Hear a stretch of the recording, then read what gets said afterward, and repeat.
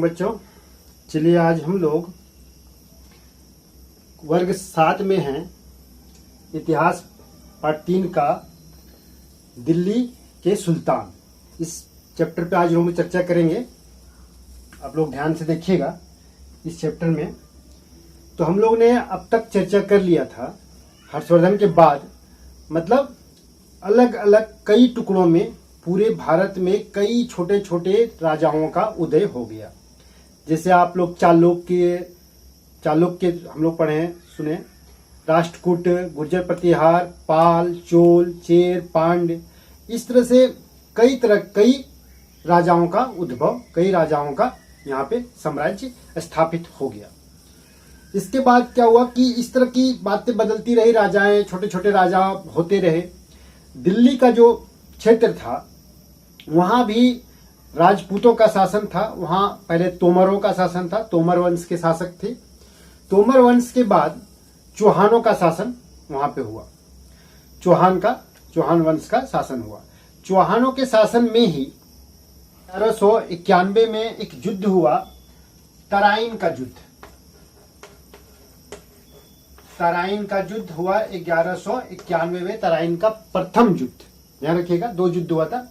प्रथम युद्ध ये पृथ्वीराज चौहान और मुइजुद्दीन गोरी के द्वारा, ठीक है, जिसको महमूद गोरी भी बोलते हैं, महमूद गोरी के बीच और पृथ्वीराज चौहान के बीच हुआ था। इसमें पृथ्वीराज चौहान जीत गए थे, लेकिन इसके तुरंत 1 साल बाद यानी 1192 में दोबारा ये गोरी फिर से आक्रमण करने आ गया इस क्षेत्र में, और इस बार फिर तराइन का दूसरा युद्ध हुआ और ये हुआ 1192 में। इस युद्ध में जो पृथ्वीराज चौहान था वो मतलब मारा गया, पहले पकड़े गए, बाद में इसको हत्या कर दी गई। तो इस तरह से क्या हुआ कि जो इस क्षेत्र में जो साम्राज्य था राजपूतों का, ये साम्राज्य वहां समाप्त हो जाता है। इसके बाद क्या होता है कि गौरी कुछ दिन यहाँ रहता है, कुछ वर्षों तक। उसके बाद उसका क्या करता है कि अपने कुछ गुलामों के द्वारा, गुलाम को वहां पे रख के, छोड़ के, वहां पे शासन करके देके और अपना देश लौट जाता है वो। तो उसी में से फिर क्या शुरू हो जाता है, यहाँ पे सल्तनत का काल, यानी दिल्ली में क्या होता है, सुल्तानों का काल शुरू हो जाता है। सुल्तानों का मतलब एक साम्राज्य शुरू हो जाता है। इसी सल्तनत काल में ही हम लोग देखेंगे इस तरह से 5 वंशों का शासन सल्तनत काल में रहा है। 5 वंशों में से पहला है ममलुक वंश, ठीक है। इसको दास वंश भी कहता है या गुलाम वंश भी कहा जाता है। ममलुक का मतलब ही होता है कि ऐसे दास जिसको स्वतंत्र कर दिया गया हो, उसका वंश।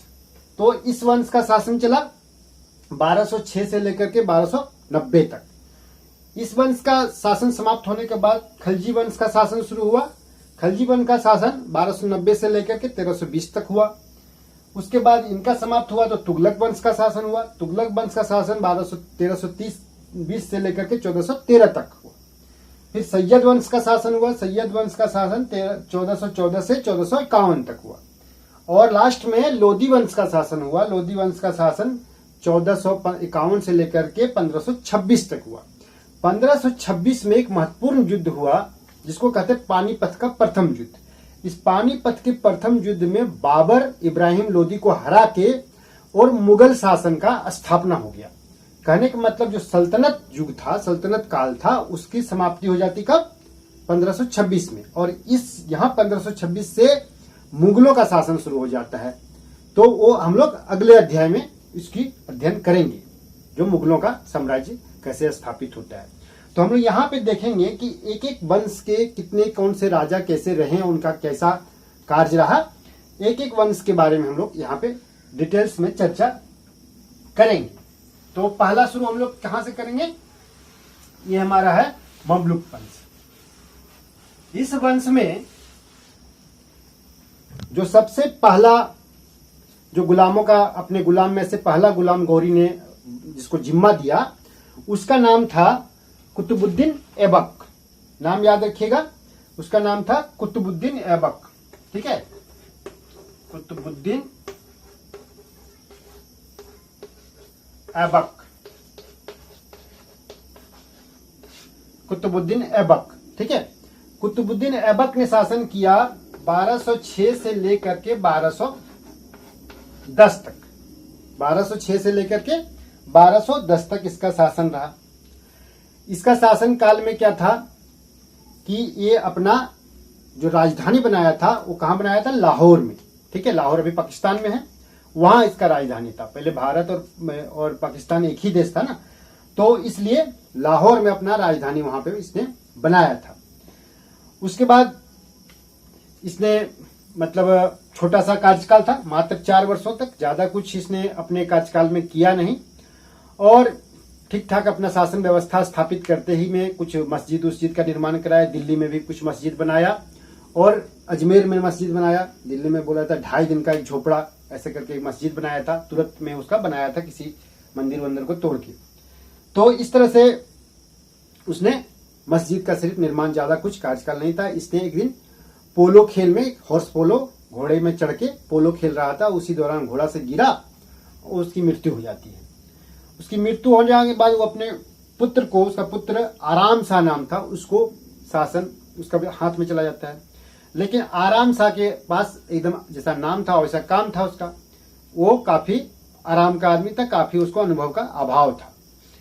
उसने वो क्या किया, वो अपना शासन चला नहीं पाया और उसको हटा के इल्तुतमिश, जो कुतुबुद्दीन ऐबक का दामाद भी था, ठीक है, और इसका गुलाम भी था, उसका नाम था इल्तुतमिश।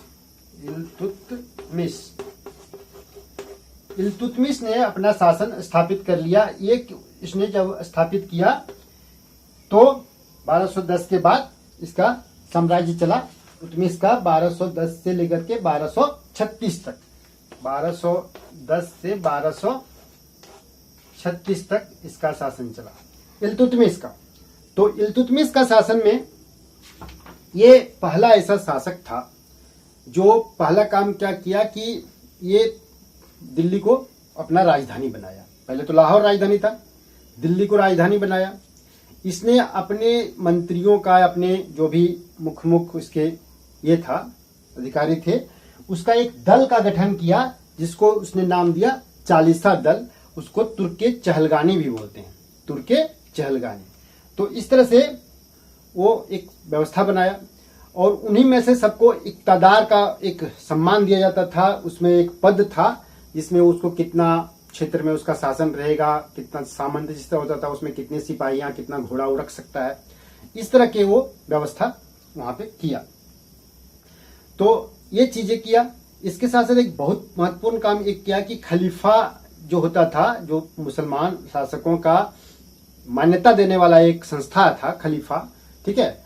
तो खलीफा से इसने क्या किया कि मान्यता ले लिया, अपना वैधानिक मान्यता कि हम स्वतंत्र राजा आज से हैं। तो इस तरह से खलीफा से स्वतंत्र राजा का एक मान्यता ले लिया।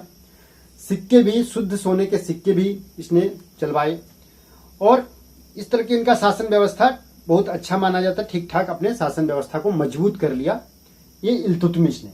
और इल्तुतमिश, कुतुबुद्दीन ऐबक काम किया था कुतुब मीनार का, न्यू डाला था, शुरुआत किया था, लेकिन कुतुबुद्दीन ऐबक क्या किया, इसको पूरा काम करवाया। कुतुब मीनार जो दिल्ली में है उसका पूरा इल्तुतमिश ही पूरा काम को, कुतुब मीनार निर्माण का श्रेय जाता है किसको? इल्तुतमिश को। इल्तुतमिश का मृत्यु के बाद इसका बेटा जो था उसका नाम था रुकुद्दीन फिरोज। ये शासक बना, लेकिन इसको भी कोई अनुभव था नहीं, ये भी ऐसे ही आराम टाइप का था। तो इसकी एक बहन थी, यानी इल्तुतमिश का बेटी थी रजिया सुल्तान। रजिया नाम था उसको, जब सुल्तान बनी तो उसको रजिया सुल्तान बोला जाता है। ये शासक बन गई रजिया सुल्तान। रजिया सुल्तान जो शासक बनी, इसके माना जाता है कि इसके अंदर शासक बनने का सारे क्वालिटीज थे, एक प्रशासक का सारा क्वालिटी था। सिर्फ ये थी उस जमाने में महिलाओं को का जगह नहीं मिलता था, मुस्लिमों में और मुस्लिम धर्म में ये चीज है, महिलाओं को इस तरह का सम्मान नहीं दिया जाता था। तब भी ये बहुत प्रयास की, अपने पोशाक चेंज कर ली, जेंट्स का पोशाक पहने, कुर्ता पहनने लगी, पगड़ी बांधने लगी और शासन व्यवस्था बहुत ही सही से चलाने लगी। जनता काफी खुश था, लेकिन उसके खुश नहीं थे उसके सामंत, जो उनको लगता था कि एक महिला के सामने हमें झुकना पड़ेगा। उसके सामंत जो थे उनको खुशी नहीं मिल रही थी। उलेमा जो धर्म का उल्लेख कराता था उनको लगता था कि महिला को, एक महिला अगर शासिका रहेगी तो एक महिलाओं को कुछ ज्यादा ही वैल्यू मिल जाएगा। तो ये पहला और अंतिम शासक माना जाता है जो महिला थी। महिला शासक भारत के अंदर पहला और अंतिम थी, और पहली मुसलमान और अंतिम मुसलमान शासक भी भारत की थी। ये स्वतंत्र भारत के बाद की नहीं बात कर रहे हैं हम, उस समय जो राजा का से था वो राजा में प्रथम राजा थी और अंतिम राजा थी, तो ये महिला थी। और इस तरह से इनका जो शासन व्यवस्था था ये काफी अच्छा था, बट काफी इनका जो उलेमा थे, इनके साथ देने वाले ही इनका विद्रोह कर दिया, और अंततः ये लड़ाई, आपसी लड़ाई झगड़ों में मारी गई और इनका खत्म हो गया साम्राज्य।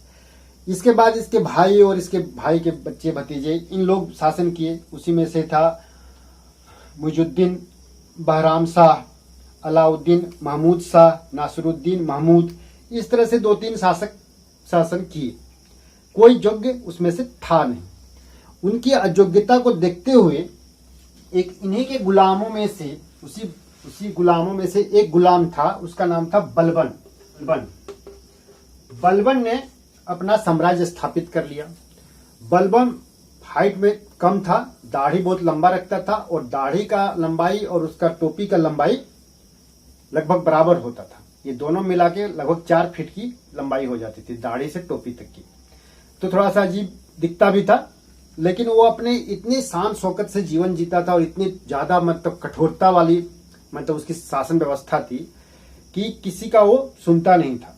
उसने सबसे पहला काम क्या किया कि जो तुर्के चहलगानी बनाया था, चालीसा दल इल्तुतमिश बनाया था, उसको खत्म कर दिया। उसने बोला नहीं, हमसे ऊपर कोई नहीं है, किसी का फैसला हम नहीं मानेंगे, सिर्फ मेरा फैसला चलेगा। और वो अपने आप को ईश्वर का एक प्रतिरूप मानता था। वो जो कहता था कि पृथ्वी में जो ईश्वर का एक प्रतिनिधि है बन के हम आए हैं, हम राजा जो होता है ईश्वर का एक प्रतिनिधि है, अल्लाह का प्रतिनिधि है, इसीलिए हमारा बात यानी अल्लाह का बात है। तो इस तरह से वो अपने आप को भगवान से, ईश्वर से अपने आप को जोड़ लिया। और उसने कुछ प्रथाएं चलाई, जैसे नौरोज प्रथा। नौरोज ये प्रथा था, नौरोज ये था ईरानी प्रथा था, ठीक है। ईरान में एक प्रथा थी, ये उत्सव मनाया जाता था नौरोज। तो ये नौरोज उत्सव मनाना शुरू किया ईरान का। और इसने 2 प्रथाएं और चलाई, सजदा और पेबोस। इसमें होता था कि किसी भी नमस्कार मतलब करना है तो राजा के सामने पूरा सष्टांग होके लेट के, पूरी तरह से लेट के राजा को प्रणाम करना पड़ता था। और पेबोस में क्या करना पड़ता, पैरों को चूमना पड़ता था। यानी राजा को प्रणाम करने का तरीका यही था कि सष्टांग लेट के उसके पैरों को चूमिए। तो ये प्रथा, ये भी ईरानी प्रथा ही है, ये चीजें उसने यहाँ पे लाया। तो ये चीज मतलब यहाँ पे स्थापित कर दिया, ईरानी प्रथा को ये भारत में लाया। और एक कभी कड़ाई से अपने प्रतिद्वंदियों को विरोध किया। इसीलिए इसका शासनकाल को बोला जाता है लोह और रक्त की नीति।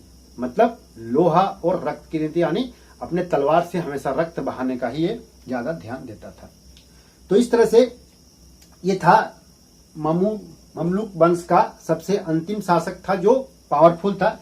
इसका भी वंशज हुआ जो कमजोर हुए, जैसे उसमें था शहजादा महमूद और केकुबाद। इस तरह से दोनों था। तो केकुबाद का हत्या करके उसी का एक ये जो था सामंत, उसने स्थापित किया खलजी वंश का। खलजी वंश इसके बाद जो स्थापित हुआ, खलजी वंश का स्थापना हो गया इसके बाद। तो खलजी वंश का स्थापना हुआ। इसका स्थापना किसने किया, फिरोज खिलजी। उसने क्या, जलालुद्दीन फिरोज खिलजी का अपना उपाधि धारण किया। इसका भी ज्यादा दिन का साम्राज्य नहीं था, मात्र 6 साल। 6 साल के बाद इसका अपना भतीजा था, मतलब उसने शासन व्यवस्था संभाला। कहा जाता है कि इसकी हत्या करके ही तो इसने शासन व्यवस्था संभाला। उसका नाम था अलाउद्दीन खिलजी। ये काफी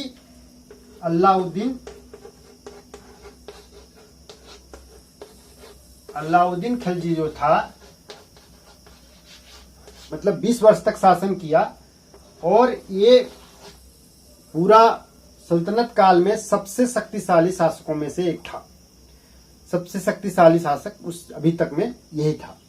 इसने सबसे पहले क्या किया कि बहुत से ऐसे काम किया जो सुधारात्मक कार्य। उसने देखा कि जिस भूमि भाग में ज्यादा उपजाऊ वहां पे टैक्स बढ़ा दिया, यानी द्वाब के क्षेत्र, द्वाब बोला जाता है जो गंगा और जमुना के बीच का जो क्षेत्र था उसको द्वाब बोला जाता, तो वहां बहुत उपजाऊ भूमि था। उस भूमि में टैक्स बढ़ा दिया, यानी ज्यादा कर लेना शुरू कर दिया। ठीक है, तो उससे ज्यादा उसका इनकम होने लगा, ज्यादा उसके पास सरप्लस पैसे आने, सरप्लस धन इकट्ठा हो गया। उसने पूरे दक्षिण उत्तर भारत तो जीत ही लिया था, लगभग पूरा दक्षिण भारत तक आनी मतलब तमिलनाडु तक अपना साम्राज्य को, अपने आक्रमण को फैलाया। एक मलिक काफूर करके उसका एक सेनापति था, मलिक काफूर को वो दक्षिण भारत ले गया और वहां पे अपना साम्राज्य फैलवाया। ठीक, तो मलिक काफूर जो था उसी ने वहां पे एक तेलंगाना का एक राजा था प्रताप रुद्र देव, उसका नाम था प्रताप रुद्र देव। उसके पास था कोहिनूर का हीरा, जो विश्व का सबसे अमूल्य हीरा माना जाता है, सबसे मतलब बेस्ट क्वालिटी, हीरे का सबसे बेस्ट क्वालिटी आज तक में वो था कोहिनूर का हीरा, जो था कहाँ, तेलंगाना का राजा के पास था, प्रताप रुद्र देव के पास। वो मलिक काफूर को गिफ्ट कर दिया, क्योंकि मलिक काफूर उसको हरा दिया था और उसको अपना जान बचाने के लिए मलिक काफूर को गिफ्ट कर दिया। और मलिक काफूर लाके किसको दे दिया, अलाउद्दीन खिलजी को।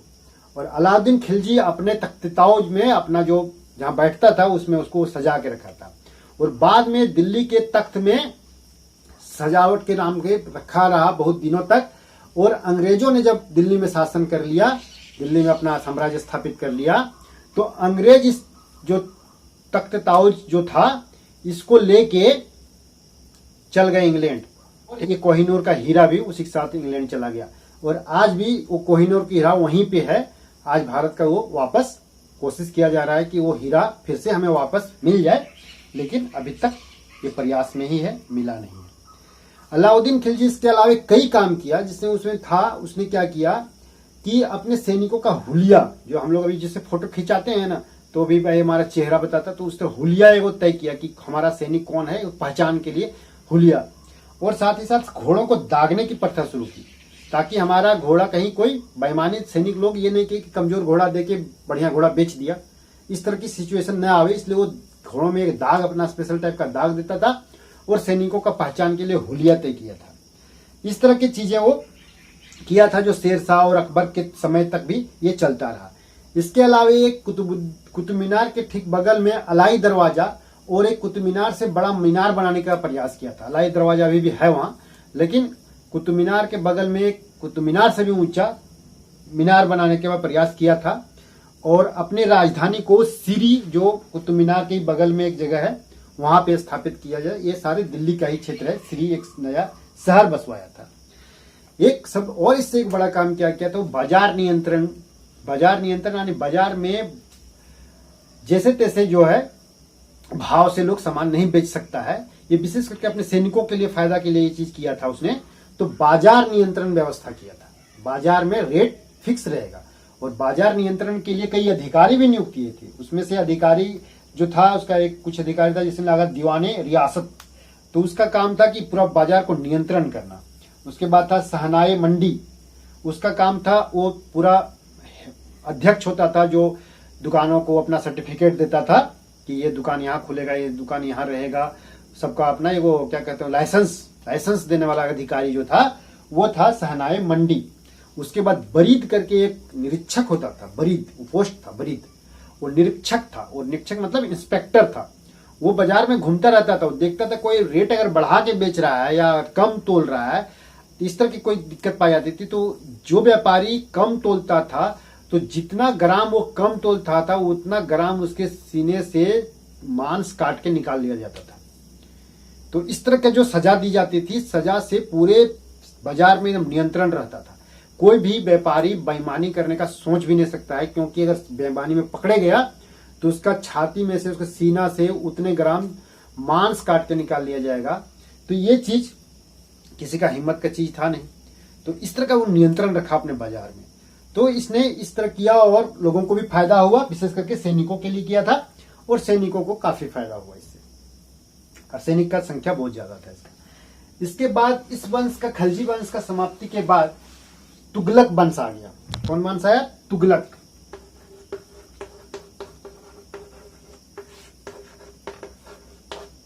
तुगलक वंश, तुगलक वंश जो आया, ये आया 1320 में। तुगलक वंश, इसका स्थापना किया था गयासुद्दीन तुगलक ने। गयासुद्दीन तुगलक 5 वर्षों तक शासन किया, और उसके बाद इसका बेटा था मोहम्मद बिन तुगलक। मोहम्मद बिन तुगलक के बारे में जानिए कि ये बहुत ही दिमाग का एकदम से तेज राजा था, मतलब सबसे ज्यादा तेज राजा माना जाता था तुगलक वंश में, चाहे सारे सिस्टम में, कि तुगलक में मोहम्मद बिन तुगलक जो सबसे मतलब दिमाग लगाने वाला राजा में से था। उसने नई सोच बहुत डेवलप किया, कर का अपना नियंत्रण तो रखा ही, साथ ही उसने क्या किया कि अपनी राजधानी को, जो दिल्ली में था, उसने सोचा कि दिल्ली से दौलताबाद, जो बीच में पड़ता था, ये अभी लगभग महाराष्ट्र में पड़ता है ये क्षेत्र, तो बीच बीच में पूरा भारत के बीचों बीच वो जगह पड़ता था दौलताबाद। उसने सोचा कि दिल्ली से राजधानी को ट्रांसफर कर दिया जाए दौलताबाद, ताकि पूरे भारत पे नियंत्रण अच्छे से रखा जा सके। लेकिन ये काम उसका फेल हो गया था, कुछ ऐसी सिचुएशंस आ गए थे, कुछ बीमारी उमारी उस समय आ गया था कि उसको वो वापस लेना पड़ा, और उसका ये फेल हो गया था। उसने एक और बढ़िया प्रयोग किया था, उसने सांकेतिक मुद्रा का शुरुआत किया। सांकेतिक मुद्रा का मतलब होता है, जो हम लोग अभी जो नोट रुपये पैसे देखते हैं, वो रुपये पैसा क्या, एक सांकेतिक मुद्रा है। वो 500 रुपये, 100 रुपया, 50 रुपया जो भी है, वो एक कागज का एक सांकेतिक मुद्रा है। वो सिर्फ गारंटी पेपर है कि हाँ, हम 500 रुपया, उसमें लिखा रहता है, देखिएगा, 500 रुपया अदा करने का वचन देता हूं। ये सिर्फ गारंटी है, उसमें कोई धन छुपा हुआ नहीं है 500 का। तो उसी तरह से पहले क्या था, सोना चांदी का मुद्राएं चलती थी। तो इसने सोचा कि सोना चांदी इतना जो लोगों का दिक्कत है, कहीं चोरी हो जाती है, कहीं कोई बहुत सा परेशानी आ जाती है, कहीं खो गया, बर्बाद हो गया, वो नष्ट हो जाता था। तो इस वजह से उसने क्या किया कि सांकेतिक मुद्रा, मतलब सोने के भाव के उसी तरह का मुद्रा बना के, और तांबा का मुद्रा या कांसा का मुद्रा बना के, और सोना का रेट उसको दिखा के उस रेट में उसको चलाया जाता। लेकिन वो सांकेतिक मुद्रा भी इसका फेल हो गया, इसलिए कि लोग उसका नकलची करना शुरू कर दिया, नकली नोट, वो नकली मुद्राएं ज्यादा आना शुरू हो गया। तो इस तरह से कई और प्रयोग किया उसने। कृषि विभाग का स्थापना किया, बहुत अच्छी बात था। एक अलग से डिपार्टमेंट था उसके मंत्रालय में, कृषि डिपार्टमेंट, आज भी भारत के पास है। तो कृषि डिपार्टमेंट था, जो कृषि करने के लिए, सिंचाई उच्चाई के लिए वो एक अलग फंडिंग होता था, वो अलग ध्यान देता था। वो डिपार्टमेंट का काम था कि सिंचाई हो, कृषि पे ध्यान दिया जाए। तो ये अच्छे अच्छे प्रयोग थे, इसलिए माना जाता है कि बहुत ही शासन व्यवस्था में आधुनिकता युग के हिसाब से परिवर्तन लाने में ये काफी माहिर था। लेकिन कई बार इसके साथ दुर्घटनावश इसकी चीजें प्रयोग में ये असफल भी रहता था। ठीक है, इसी तरह से उसके शासनकाल को उल्लेख करने के लिए एक व्यक्ति मोरक्को से आया था, जो उसने एक किताब लिखा, उसका नाम था रहेला। रहेला नाम का किताब लिखा, लिखने वाला का नाम था इब्न तूता। इब्न तूता, इसने क्या लिखा, रहेला नाम का पुस्तक लिखा। और इस पुस्तक में पूरे जो फिरोज शाह तुगलक के समय लिखा है इसने, और पूरा मोहम्मद बिन तुगलक के पूरे शासन व्यवस्था के बारे में इसने लिखा। और इस पुस्तक का अभिमत, मोरक्को एक देश है, अफ्रीका में पड़ता है, उत्तर अफ्रीका में। ये उसी का, वहां से आके यहाँ पे रहा। यहाँ काजी भी था, काजी का मतलब होता है न्यायाधीश, न्यायाधीश था। और यहाँ पे इसके साथ रह के किताबें लिखा करता था। तो इस तरह से तुगलक वंश में मोहम्मद बिन तुगलक के बाद इसका अगला शासक था, उसका नाम था फिरोज शाह तुगलक।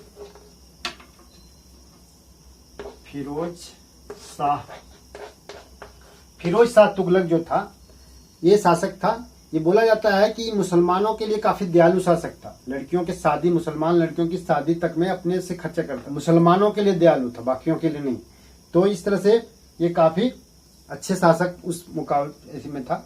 और कुतुब मीनार में एक बार वज्रपात हो गया था, तो ये कुछ ऊपर के मंजिला क्षतिग्रस्त हो गया। तो इसी ने बाद में कुतुब मीनार का ऊपर के कुछ मंजिलों को इसको रिपेयरिंग किया था, फिर से बनाया था। एक इसने मंत्रालय अलग से बनाया था, दीवाने बंदगान। ये एक तरह से था, वैसे लोगों को मदद करने के लिए बनाया था जो कमजोर तबके के व्यक्ति हैं, जिस तरह से सरकार अभी करती है ना कि जिस तरह से दिया जाता, पैसे दिए जाते हैं कमजोर व्यक्तियों को खाने पीने के लिए, चावल आदि, तो उस तरह से दीवाने बंदगान था उसके शासनकाल में, जो कमजोर व्यक्तियों को ये अपने तरफ से, अपने राज्य की तरफ से कुछ मदद देता था। तो इस तरह की अच्छी व्यवस्था थी, लेकिन ज्यादातर इसकी जितनी भी मदद का ये था वो मुसलमानों तक ही था। इसके बाद अगला शासन व्यवस्था था, अगला वंश है, उसको कहते हैं सैयद वंश। अभी मैंने बताया था कि सैयद वंश।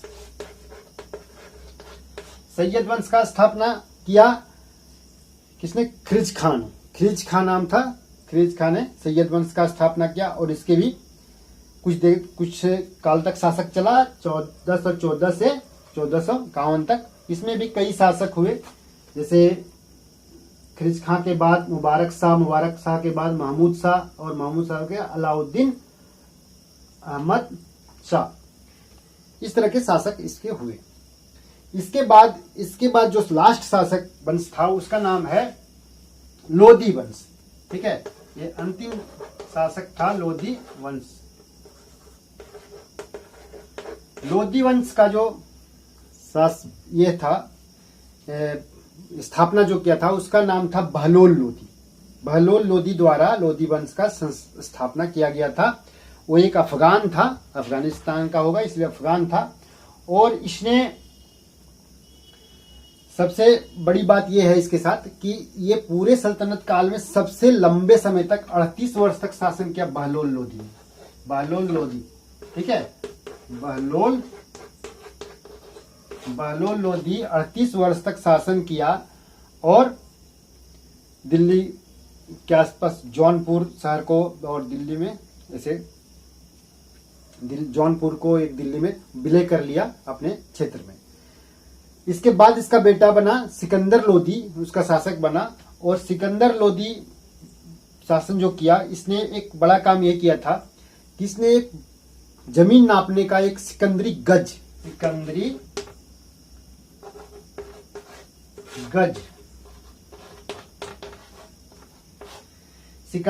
ये कितना 39 कड़ी का बना हुआ था, 39 खाने उसके बने हुए थे, वो नापने का तरीका था।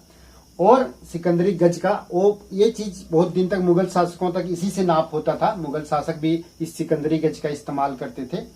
और इसने एक और काम किया कि आगरा शहर जो था इसी ने बसवाया था सिकंदर लोधी ने। अगला इसका बहलोल लोधी, सिकंदर लोधी के बाद अगला जो और अंतिम शासक था उसका नाम था इब्राहिम लोधी।